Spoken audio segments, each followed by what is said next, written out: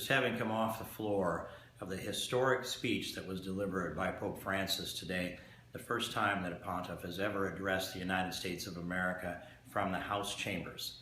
It's as if it were a State of the Union address for the globe today.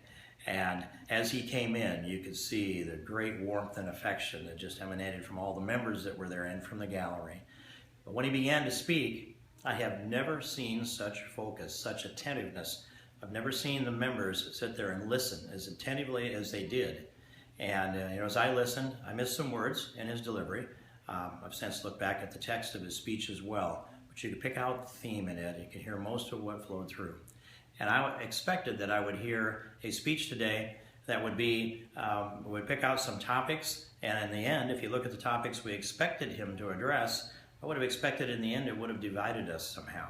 But it's a good thing that Pope Francis wrote this speech and not Steve King, because he wrote a speech that was inclusive, that tied this together. And so it isn't as definitive as maybe I expected to hear, but also he addressed the important topics of life, for example, and that we need to protect innocent human life. And it goes without saying in all of its forms. He spoke to marriage and how the unit of the family is essential to our civilization. Those two things were very powerful messages that he delivered. I was very happy to hear those messages delivered. He also spoke about immigration, and the immigration that he said was we need to provide opportunities and we need to treat all people on the planet as our brethren. I agree with that. He left out the discussion about the necessity of the nation state, about how a nation has to have borders, because those borders define the limits of the laws. Without borders, then you end up without law at all. But he did speak to our common humanity, and I think the central theme in this speech today was something that I heard also at the White House from him yesterday. Our common home. The earth is our common home.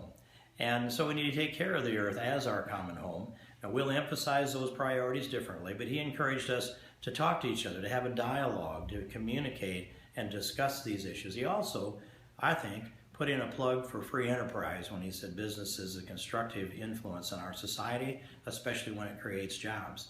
Well, business does create jobs. It's the nature of it. So all in all, I think that Democrats can go down through this speech and pick out the things that they like.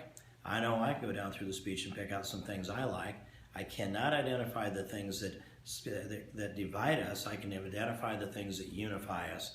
And so with that regard, I think it was a terrific presentation to the House and the Senate, to a joint session, terrific presentation to the United States of America, a speech that we'll look at for months to come, and we'll go back and understand we are a common humanity living in a common home.